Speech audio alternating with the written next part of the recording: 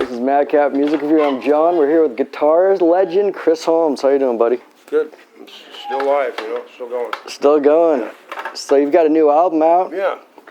Nothing to Lose. Yeah. Self-produced. Pretty much you and Filthy Phil on drums, right?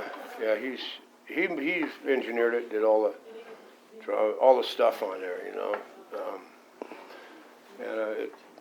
how can I say? It started out being a project. He had a computer, and we just started recording. Mm-hmm. We got one song, went to another, and then we were doing an instrumental.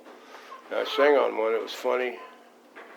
And I sang on another one, and so it's a bunch more. I like putting words together, So I got my new record. I'm gonna call it "Shit and Bricks," right? So that's about running from the cops. Yeah, right. This song's great. Shit and Bricks. Nice. Your first single, "They All Lie and Cheat," I could hear a Marshall Tucker band almost kind of influence at the beginning. There's a real country fried southern rock thing going on at the beginning. Yeah. How that came about is years ago on the W.A.S.P album, I played Mississippi Queen song, and what I played on the song, the instrumental, I didn't know why it was the way I played it, and I didn't like it. But anyway, they pressed it or whatever, and I don't know. I don't think it went on the record. I went on a B-side of one of the singles, Mississippi Queen, and it's funny. One night, this guy Ivan, we got the studio. I go, "Hey Ivan," I put it on. I go, "Listen to this." It's a mountain song, and I go, "Why couldn't I play?" That's what he was playing. And he goes, "You don't know, Chris?" He goes, "Well, that's a major scale." And I don't know too much about, I know what an A is, on a B and a C or whatever. And so he explained it to me, and I go, "Wow, I didn't know that. I've never played that." Mm-hmm. So I wrote that riff, D, whatever, to play a major scale to. Yeah. Right, just to do it. So then I just put it down on the computer before the drums were down. And I just Phil, to play to it, and about a week later he goes, "You got something else? That song sucks." So I just flew it off. Really? Yeah, we had over 50 songs on the computer. But anyway, I was going through it one night, and I put it up, and he had put drums to it. I go, "Wow, man!" So I put the bass to it, and I played it's the first time I ever played that kind of style, and I just had had an idea of "They All Lie and Cheat" about my being married, and divorced, married. Sure. And I just sang on it as a joke, and it was funny, and that's how that song came about. So it's meant to be more of an instrumental, and then it just kind of took its own life? I just did it just to see if I could play a major scale. Right. The notes. It's like Leonard Skinner, Mountain, like that, Montrose. Yeah, Allman Brothers. Yeah. And since then I've been doing a little bit about more music theory, kind of. I still don't know what the circle of fifths is. Yeah. Whatever. But that came out, that's the first song I ever sang on that one. And I don't like my voice because I hear it on an answer machine. It sounds like crap to me, but I guess to other people it doesn't, It works. It's a bit like a talking blues kind of, Well, when I was trying to sing to it, I went and got a Johnny Cash album because he talks, Yeah. I tried to do it like that, and then all of a sudden, at night or in the morning, I woke up and the movie Walk the Line was on. I watched it really close and listened to how he sang, because I didn't know if I could do a harmony or if you never sang, it's kind of a challenge, At W.A.S.P, I never sang, so why should I do twice the work for the same amount of money? Right, and they always say it's pretty hard to play and sing at the same time, I'd imagine. No? It's not so bad? It's hard to play a lead. When I'm jamming with friends, I write the notes on the ground. Oh, do you really? Well, because it's loud, you can't go to an F, or so you can point to them with your feet. Oh, okay. But sometimes That's kind of cool. Yeah, you want the bass player to do a melody, but you're playing a lead guitar, you're playing... So you just kind of tap like on the ground? Because you point to a note and you can change it at the next one, Right. 1, 2, 3. Dude, I'm going to make a mat you have on your front porch called a jam mat. That's an idea. That's actually a really cool idea. Yeah. Well, that way, how do you, if you're jamming with somebody, how do you tell who you're playing with what to change to? And see even worse is when you got two people. There's a guitar and bass. because they're never concentrating on the ground. It doesn't work. Right, they're all going in their own direction, flying around. Well, that's how I learned to play when I was a kid. It's just jamming, I didn't know the notes or whatever. That's why when my friend said, "Hey, do the major scale," he didn't even believe that I didn't know why, But when I learned major scale, man, I love playing that. That's why that song is. And the other songs on there, the Mormon Moron. That's got those lyrics, It says some bad things in the lyrics, I know. There's definitely, the feel of anger, you can tell a bit, maybe, or... It's religious. I used to be Mormon. Oh, okay. Oh, yeah, they're going to make me a priest. Were they really? Yeah. Oh, wow. That's how screwed up that church is. Yeah, they're a bit of a cult. I was born into my grandparents. When your parents separate, and the grandparents always take care of the kids if they live close. Mine were Mormon, and so I'd go to church every Sunday, and I hated it. I couldn't stand it, until I was 11. I think until I was 11, I thought I was going to go on a mission like the missionaries. My grandmother's brainwashing me, and then you learn when you get a little bit older, you start learning other things, a little alcohol, some booze, man, and I told the bishop they're going to make me a priest, and I go, man, I'm not worthy to be a priest. And he asked me why, and I told him I drink alcohol and I do drugs. This in the '60s, and so it was the last time I ever went to church. But what's on there is true, even though it talks about pedophiling. Yeah, there's a rawness to it for sure. Like, well, yeah, I don't know. I played it for my mom, and she flipped. Oh, did she? Oh yeah, she hated it. I go, Mom, ever heard of Warren Jeffries? The guy in Texas. Oh, yeah. He's an LDS, Latter-day Saints Mormon. And there's this movie out, The Master, with Joaquin Phoenix. It was more based on Scientology, but there's a lot of parallels to Mormonism and the whole cult vibe. Scientology, they believe in aliens. Mormons, they try to say they believe in. It's up to the almighty dollar. Yeah, it's oftentimes. But in there, it's funny. I got Phil singing in there. He's the preacher. Is that who the preacher was? Yeah, he goes, okay. Bless this child. Yeah, okay. Yes. That's Phil. Phil is an ordained minister now. And the guy Warren Jeffries, when he said his sixth wife was 12 years old. She already had a baby. Jeez, that's terrible. And he said it wasn't his kid when they DNA'd it. That's when he got convicted, for the child thing. But wow. What I say in that thing is nothing but the truth, But they don't want to. Just calling it out the way it is. Yeah. I'd love to send it to Utah. If I used to be a practicing Mormon, I think you should hear this, Play it for, Yeah. And then jazz song, it's got this sludgy Sabbath doom sound to it. That it's really good. It's an instrumental piece. Well, the reason why it says a jazz song is because there's one jazz chord in there. It's real slow and land.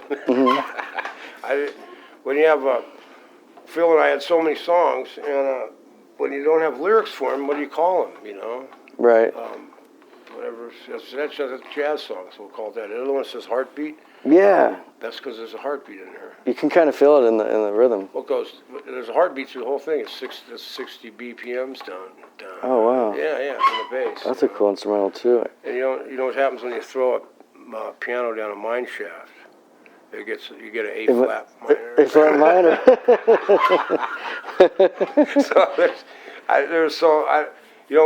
He had a brain aneurysm and went back home. Phil did, yeah. A couple. What was that, about a year or two ago? A year and a half ago. He just, he broke a blood vessel in his brain and ended up a cedar cyanide, and then he went back. He's English, his whole family's there. Sure. So it was best that he went back home, and we had I think we had over almost 50 songs. Oh wow. Oh yeah, because we'd work on one, and then it wasn't, we did have a label or somebody going, hey, you got to get it done at this time. Mm-hmm. We just enjoyed, doing. Sometimes the computer went down, and we'd spend about, a week trying to fix what's wrong with whatever on the computer. One time we put in a thing that changes it from PC to Mac, and it just, it didn't get a virus, but it made it so it wouldn't work, and this and that. And, man, we didn't know what was going on. And then we get it going again. So we were running keyboards. Oh, wow. And we tried, keyboards and the thing, and then that's things, I don't know. So it's hard. People out there on the net don't need to hear what a rap is. It's called a rap. Oh, is it? It unwraps the the PC for the Mac it's just made of hell. I wish we would have never put it on the computer because it probably would have screwed up a lot of songs. But we had about 50. Wow. So will there be a second album based out of like all those original I hate songs? to tell you, but the computer went with him to London. Oh, wow. With all the stuff. And I don't even remember what was on there. I called him last week and hey, Phil, did you get your computer? He hasn't even got the computer going up and running. Oh, okay. You know, so I don't know when he does. Maybe I'll get to.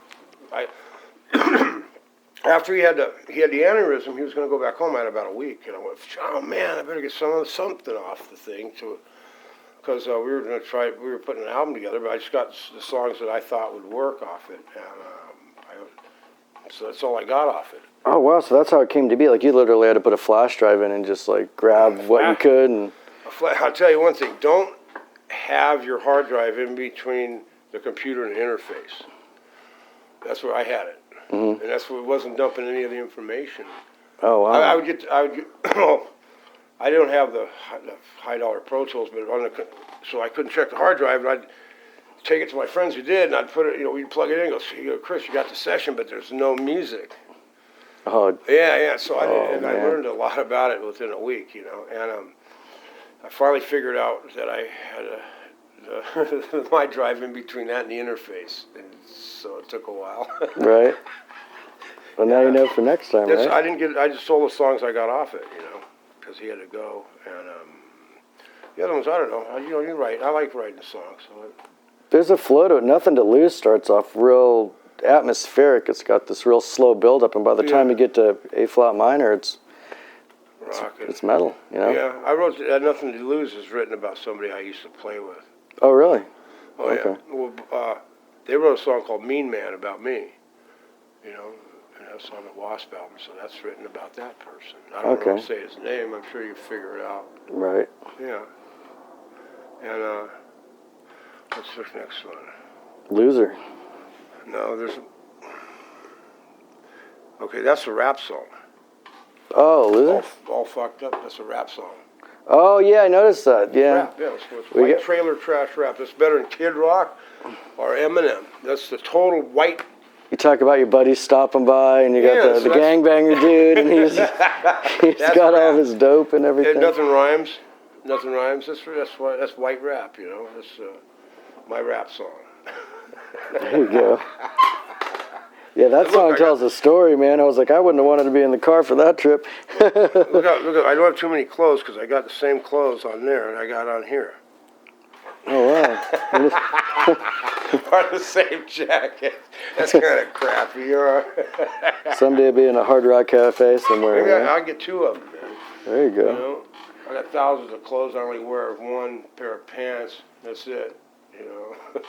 Keep it simple. Travel light, they say, right? Oh, yeah. It's the only way to travel, Yeah, it's... So you're going to be doing any gigging coming up? Anything lined up? I plan to go out in the summer. I got another group I've been playing with for a while called Where Angels Suffer, and they use W.A.S.P, and it was with the P broken off.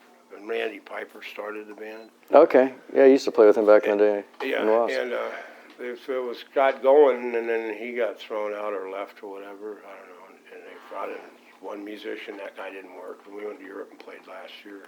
It was a good group. They're trying to get another guitar player.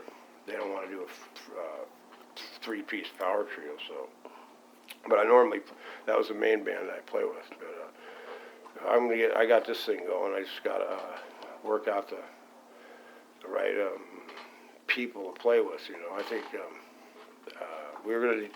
I got the bass and drums, and I probably have to use another guitar player, because I can't do it all. Right. I'm too old and lazy. In my younger days, yeah, it would have been too hard to do. Right. Because there's no room for a three-piece. You can't mess up one note. You hear it playing live. So. How are the crowds in Europe? I know metal's still so huge over there. It's a completely different scene. It depends on where you're at. Sweden, up in Scandinavia, it's all death, like goth death metal. We played the last show that Where Angels Suffer played. Was in Amsterdam. We played the Alcatraz Fest. That was cool. They had two tents. And they'd go into one tent, And then, you know, the band plays in another, while setting up in the other ones back and forth. And that was cool, man. There's thousands of people there. I can remember when we played, the dressing room was probably a quarter mile from the stage, you know, and I'm like, okay, I had my cordless and stuff, and they have the amps there, but I had to go plug them in, because I didn't have a roadie, so I'm like, do I put my clothes on now? Do I go plug it in and come back? And I was like, man, that's too far to walk. So I put my stage clothes on. I had this pair of pants that zipped up. I put them on. It's kind of hot.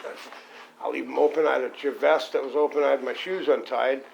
And I was just plugging in the amp, right? And all of a sudden I hear this, you ready? 1, 2, 3. Psh! And we were playing.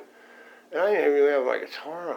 You know, I don't know. Oh, shit. I know it's because I was just taking my time or what, but I jumped around on stage. My pants weren't even tied. You know, I had a lace. I was like how am I going to tie my shoes?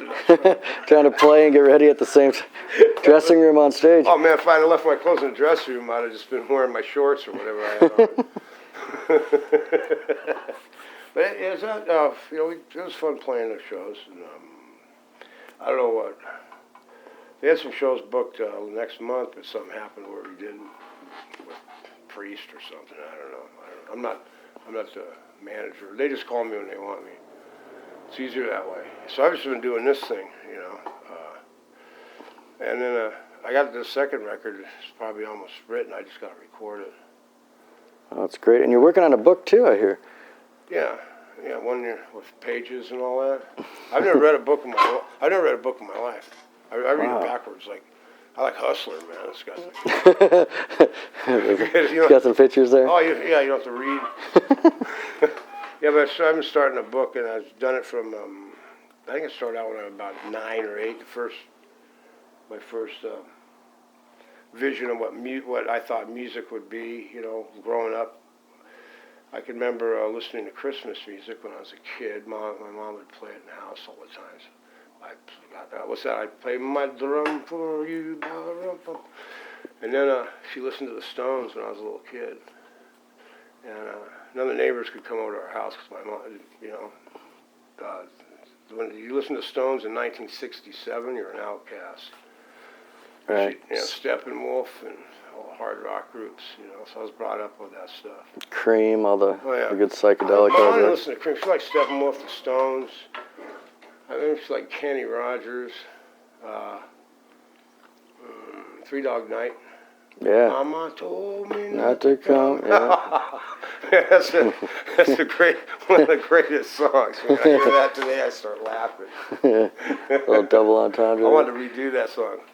Mama told me not to come. You know, it could be done two different ways. Yeah, no, I know. It's kind of ambiguous there. Oh, yeah. Like that song. I don't know if it's James Taylor. She wrote "She's My Brown-Eyed Girl." He didn't say. Oh, Van Morrison. He didn't say blue-eyed girl or green-eyed, did he? No, brown-eyed girl. Yeah. So there's ways that this chair is probably making noise, huh? So is all that '60s hard rock? Is that kind of what got you started playing? Or the Stones? I once saw the film Jimi Hendrix. I think I was 12, and it was one of the first films they ever had out, like on music, and it was just intrigued me about the way, you know, he was dead already. No, he was alive. He died in September '70, so. 70, so he was still alive. But anyway, it intrigued me about how, you know, do all the drugs you want, play music, and get the chicks, man. I screwed it. And then my stepdad was a welder. You know, I don't want to be a welder, man. I want to do that. You know, that was in my head all the time. You know, and then my brother. Who's the first concert I went and saw was Johnny Winter play at the Swing. Oh, that's some blues right there. It was Rick Derringer. Oh man, I saw those guys. I was like, he just had the energy. You know, Johnny. Yeah. He was great, man. And I seen Deep Purple. And there's the Black Sabbath. That's what I like the sound of the Black Sabbath. It's the power, you know, the music. Yeah, you can hear it, like I was saying, on Jazz Song. It's got some Sabbathy, sludgy sounds. I love Tony Iommi, the way he plays, you know. I like the sound of it. He only hits the 2-note chords. Never a 3-note. Yeah, so. You don't either. No, I don't like the sound. Well, I used to work at a Sirwin Vega speaker company and in quality controls, and we were messing around one day, and I learned about distortion and mics. You know, loud is beautiful if it's clean. That's their motto. Right. Nobody likes something real loud and gritty and abrasive sounding. Mm-hmm. You know? And there's been distortion when you got the amp distorted, whatever you're using to process it with. If you hit the root and fifth, which is 2 notes, and you look at it on an oscilloscope, you can see the sine waves really clean. But as soon as you hit the third, it turns into white noise, and that's pink noise your ears doesn't like to hear. That's why you 2-note chord. Once you hit that third, it sounds gritty. Your ears doesn't like it. You know. The science behind it. That's cool. Oh, big time, big time. My boss, he had I went to his office once. Marshall Burroughs, his name. I need to ask him something. And he's on the phone, you know, and he goes, "Hang on, Chris." So I'm like looking at his walls, and I see these doctor degrees. So I looked at him, had his name on him. You know, he gets off the phone. "Can I help you now, Chris?" I go, "Yeah." Hey, I go, "Marshall, where did you get these at Magic Mountain?" You know? Man, he came unglued. He stood up and goes, "Man, I take offense to that." And then I noticed he was mad. I go, wait. I go, "I'm the idiot here. I'm an idiot." I go, let me explain this. I do a speaker company, doctor degree. I don't know these people where they even. Yeah, how do they go together? Yeah, and he goes, "I have a master's or whatever in ear psychology." You know, and he's one that kind of just taught me a lot about sound. You know, sound. If you work there, you know, we used to run graphs. I used to build speakers and tear them up, and you learn about the frequencies. That's where I learned about the distortion. When I hit the chords, I was running through the oscilloscope at that work. Oh, wow. And as soon as I hit that third, whether it was major or minor, it's just all the pink noise. And I asked him about it, and he says that's all the odd and even harmonics in the distortion up in the way higher 10K and above register. He goes, that's your ear's not going to like. Wow. Yeah. That's why you look at music, you don't listen to it, you look at it, you know, on graphs and stuff like that. I don't know what it's like now with the way the computer age. Hell, man, that's when I was 19, so how many long ago was that? It's a bit. When Noah docked the ark, something like that, you know. Zeppelin when he was getting the animals off the ark.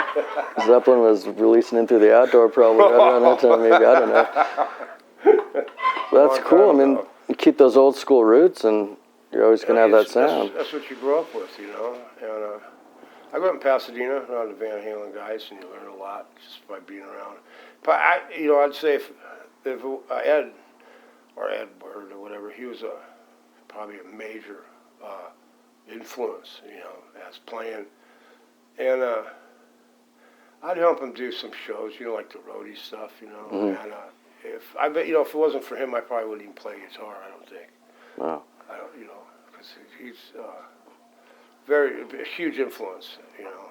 I know I don't play like the guy. I don't try to. You got your own style, for sure. Well, you know, it's funny seeing somebody before they get famous, you know, it's a good garage band, you know, mm-hmm. and to go to where they have gone. Yeah, they're the Pasadena Party Slammers, playing the Civic, playing the Keggers. I've seen them play backyard parties, you know, yeah, from there all the way to where they are today. And Ed's probably one of the coolest guys in music, you know, that I know. Phil is too. He's probably the coolest. But I know it. I know Ed. He's. I know for a fact he ain't like Gene Simmons. You know what I mean? And people I've worked with, just because of the way the guy is. You know, it's great. If it wasn't for him, I probably wouldn't be playing. I don't think I would. Wow. You know, he's a big influence. You know. Well, thanks to Eddie. Oh yeah. It was great when they got a record deal. You know, and after he was 77. A lot of people in Pasadena were jealous of it. I felt great, man. It was cool. At least somebody I know got out of the shithole. Right. And did something, you know. And I could imagine the things they played. Yeah, that changed everything. I mean, the whole disco thing was going on, and then boom, Van Halen 1 comes out, and you got Eruption, Running with the Devil. And disco was still going, and then punk was kind of in. Yeah, punk was starting to take up Black Flag, Circle Jerks. Instead of the whole Hollywood was all punk, man. But Fear, a lot of those. You know, but you look at them; they're in a class of their own. There's nothing to gauge them to. You know, mm-hmm. They're in a class of their own. And, it's still that way today. I seen them play just a little while ago with they always have a party before they go on the road. Mm-hmm. And if anybody knows, you ought to go there. I went to see them play the Forum. It's kind of cool. There's only about 1,000 people there. Oh wow! At the last show, and it was just Ed's kid, and you know, I didn't think he'd do as good as Anthony, but yeah, he kept it up. Yeah, he does all right. Because I worried too, like how you're gonna the backing vocals that Michael Anthony brought. You know, he wondered like. Oh yeah, he sang. Yeah, Dave. he pulled it off. That's good. You know, he's got some hard shoes to fill. Yeah, big time, big time. Those are some very hard shoes to fill. But you know, somebody said something about Anthony. Well, there's 3 Van Halens now on stage, so it's, you know, it's sad to see when people, you know, their friends, when you start, you know, something, or bands or whatever, and then the money comes in. Oh man, Just kind of ruins. You wouldn't believe how big people's assholes grow. You know, just whatever, just egos. It's like egos. It's like you don't even know the person anymore. That's got to be just crazy. Egos. Yeah. Oh yeah, that's what I hate that, man. You know, because it kills people. Man, we were on a Sabbath tour once. I was in the dressing room, and so, God, man, I forget who took this. I gave you a picture. It was me, Iommi, and Ed. We were sitting there. Oh, wow. Well, high as a kite with booze. And I had the picture. I lost it, I think. I don't know where it went. It's just somebody gave me the picture. The photographer asked him to send me one. And That'd be a cool picture. Yeah, I don't even know where. It's probably ended up in the trash from, you know, moving out of here or there, and, you know, the stuff goes. 3 guitar legends back in the day. Wow. Oh yeah, I wish I still had it. You know, all my gold records and shit. I think they're in a trash can or a trash pile at my mom's. Just somewhere out in the garage or the attic, or. Yeah, I know. Something I used to I'd kill for when I was a kid. You know. Right. I don't give a shit about them anymore. I don't even care. Just about the music. It was something when I first had it, but then having the W.A.S.P ones, you know, it's more of an achievement of getting screwed. Yeah, I hear you. Kind of a bitter reminder that you don't really need. Yeah. Yeah, that makes sense. Yeah, it's kind of sad, but I wouldn't mind getting one for this, but you can't do that nowadays because they don't have really, you know, how do you gear what's sold and what's not. And yeah, it's tough with the internet these days and everyone downloading stuff illegally and record stores shutting down left and right. So do they have gold records anymore? Is there any record stores? They do have gold records. It's just, I don't know how the bands that I've talked to, it's like they make all their money off of merch and touring. They got to constantly be on the road. It's like if you sell 100,000 copies of an album now, that's considered a big deal. You know, back in the day, you could do that in 3 hours. Yeah, they should make gold records for selling merchandise. That would be interesting. that might be the new standard, actually, because that's kind of the bread and butter these days. You know, gigging and getting the merch out. Oh yeah, it's a different era, man. Tower Records isn't there anymore, right? Yeah, no, they closed it back in 2006, and Amoeba's still there, which is cool in Hollywood. Yeah, they're about the only one. Yeah, and if you're lucky, you have a city like Long Beach has Fingerprints Records, which is a really good independent record store. Yeah. Wow. But yeah, they're few and far between in the record stores. It's sad. Yeah, and I bet you probably CDs are going to probably dwindle out pretty soon. Man, I hope not. I collect CDs and vinyl. Like I want to have the copy and the liner notes and be able to look through it. And that's the cool. You remember being a kid and opening up the album and seeing all the artwork and being just like, whoa, blown away. I had my whole walls in my house is records, you know. Yeah. I was cracking up with we were on the road with Where Angels Suffer or whatever. And so I'm always last one to sign stuff. And I was sitting there and this one kid comes up, so funny. And he goes, dude! And I was looking at him and he's just freaking out. And I kind of was laughing because just the way he reminded me of me when I was a kid, you know. Right. I started laughing because you don't understand. I got all your pictures on the walls. And I was just laughing and thinking, he said Alvin Lee and Hendrix. All these people on the walls, you know. And I was just laughing I was thinking about that. And he goes, you don't understand. I couldn't explain it to him. You know, that I knew what he was talking about. Yeah. It was just, you became one of the guys that you used to have plastered on your wall. How cool is that, right? Man. I was just laughing about it because I can remember my mom, you know, at my mom's house, I had every album up there, you know, Johnny Winter, whatever. I was cracking up just thinking, you know, when I was a kid, or in his room, he'd have W.A.S.P and all the crap up there. Yeah, they're different. You're passing the torch to the next generation. Dude, you don't understand. It's like a religious experience for him, meeting his hero. So for the people out there that want to get a hold of Nothing to Lose and upcoming tours, your book that's going to be coming out, Chris Holmes Official, you can get yourself a signed copy of Nothing to Lose. That's sick. Yeah, it's not on Capitol Records either. independently produced. That's You're in right. control. It's your music. I'm not using a label telling you what to this and that, and it's, screw that. It's a different era. That's right. Well, and that's a great, as much as the computer age has kind of killed it with the record sales, the benefit is now you have complete control of your music. Oh, yeah. And there's no one sitting behind the big studio telling you what to do and what not to do. And that's right. Yeah. It's your gig, it's your tunes. And I don't mind, everybody's worried about, you're publishing in this. Well, if you don't get any publishing from the previous ones, you don't give a shit about right. it. Right. So it doesn't matter, Well, it's good to see someone still playing strong and making music for the love of it. Thank you, Chris, for having us out. We really appreciate it. And a big thanks to Frank Jordan Hawk, because we're at Frank Jordan Hawk Studios here in North Hollywood. And check out Chris online. Check out Nothing to Lose. You won't regret it. This guy's a legend. What can I say?